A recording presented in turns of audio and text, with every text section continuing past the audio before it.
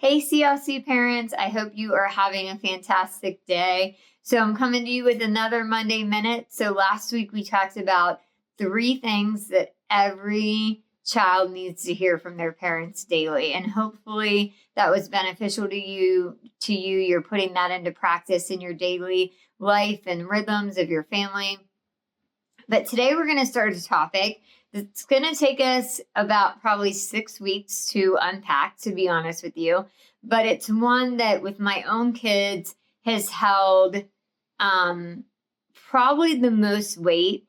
A lot of you know we adopted our kids from foster care. So there was a lot of trauma that they dealt with and a lot of insecurities, a lot of question marks, a lot of things that were really hard to navigate, to be honest with you.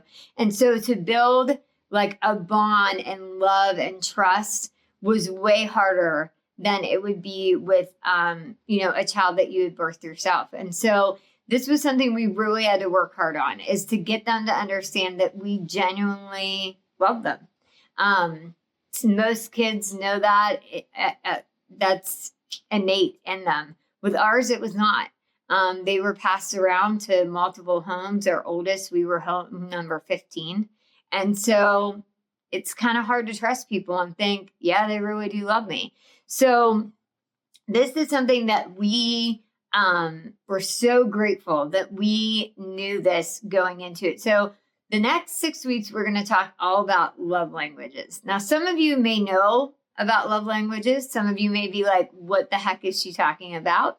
And you will be a master in it within 6 weeks. So basically, there is a way that we all receive love from other people, and there is a way that we give love to other people. And believe it or not, there are 5 different ways that we receive love or give love. And I'm literally just going to review the 5 of them this week.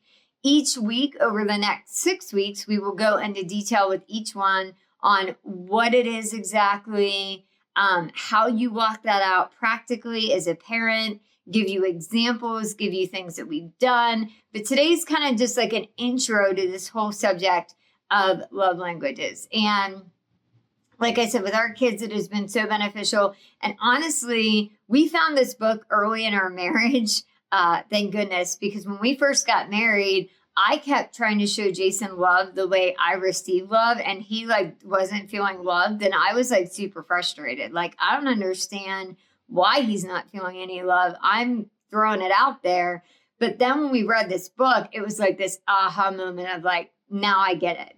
And so luckily, we were armed with that information before we ever even fostered our kids. And we're so grateful for that, because we had to work really hard to establish love and trust and that bond with them. But I'm going to go over the 5 of them quickly, like I said today, and then we will go more in depth as each week goes on. The first one is words of affirmation.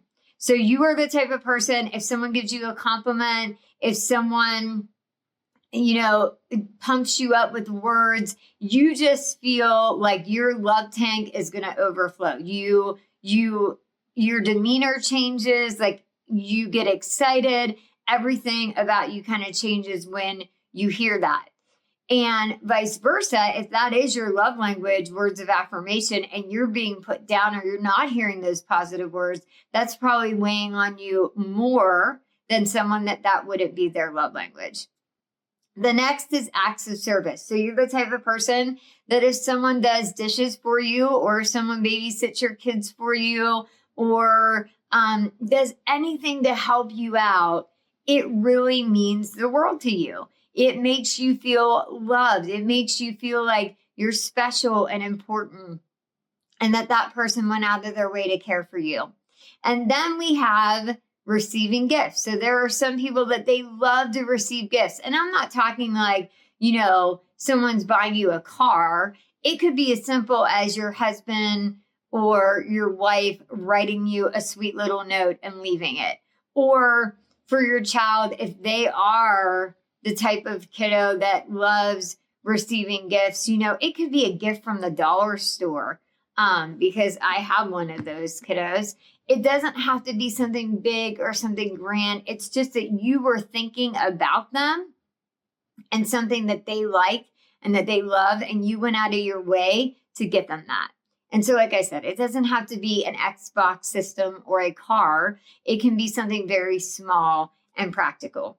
The other one is quality time. You're the type of person that if your significant other, your spouse, or you have a kid that's wired this way, when you spend time with them, that matters. And quality time, I want to emphasize, a lot of times does not involve a phone. I have one of my kiddos that quality time is like their top thing. And if my phone comes out, it is almost offensive to them that I would be watching a show with them and sitting next to them and spending time with them, but that I would pull out my phone. And so I've learned we have a phone basket in our house where phones go during meal times. Phones go, especially for us as parents, if we're trying to be intentional, the phones go away. So they go in the phone basket. And then the last one is physical touch. So you have a kid that loves hugs. They love cuddles. They love to be held by you. They love to be patted on the back and told they are doing a good job. And so those are the 5 different types of love languages. Now, most of you, that could be mind-blowing. You might I thought there was like one way to show love. No, there's actually 5 different ways that you can show love to your spouse, to your kids. And it really is transformational when you learn it. So for me, my top 2 love languages, I'll share this with you this week, and then we'll build on this a little bit. And by the end of this, you'll know all of our family's love languages. But I want to be able to give you practical examples. So my top one is acts of service. If someone does dishes for me, if someone picks up their plate, if someone hangs their book bag on the hook that it's meant for with their coat, it is like someone just gave me $1 million, I feel like. So acts of service is number 1 for me, especially as a busy mom with a lot on my plate. When someone does an act of service for me, that means something to me very special. Second for me is gifts. And, like I said, it doesn't mean I need a new car. I am a foodie. But I'm a very specific foodie. Those of you that know me well will laugh at that because I don't like vegetable. There's a lot of things I don't like, but there's things that I do really love and like. And so I'll give you an example. There is a popcorn place that I love. When we moved to New Brighton, it was in New Brighton. It went away for a while and left, and I was really sad, really sad. And then they reopened in Beaver Falls. Literally, I was in line on opening day, like that. So it's called Bee Poppin'. I love it. So if Jason goes there and gets me my favorites and just surprises me with it out of the blue, it is like he gave me, like I said, $1 million or gave me designer shoes, because I'm not a person that's super about shoes or clothes. He's more into that kind of stuff than I am, really. But I'm a foodie. So anything that are my favorite types of foods that I love, I love Jersey Mike's, I love crumble cookies. So if he will go out of his way to do those things or grab me a snack that I love at the grocery store, it shows me, wow, he really does love and care about me. He went out of his way to do that for me. And so that's a little bit about what love languages are. Like I said, there's a way that we all receive love and we give love. Now, here's the problem with it. Most of us give love the same way that we like to receive love. But in my case, I've got 5 people with all these different love languages, well, 4, that I have to try to meet and show them love on a daily basis, and they're all different. And so me having this knowledge of knowing exactly what their number 1 and number 2 thing is, and you're not going to hit it every day, but I try to weekly think back. And Sunday night is a very reflective night for me. It's a night that I prep for the week. It's a night that I think back on the week before. But I do try to reflectively think back, like, did I show my husband love this week in a way that translates to him? Did I show my oldest son? Did I show my middle daughter? Did I show my youngest son love this week? Because it is very easy to show love the way you receive it. Like I said, it'd be easy for me to, give gifts to my youngest child. And, for him, it's all about quality time. He doesn't really care about the gift, whatever it may be. He just wants time with me or with Jason.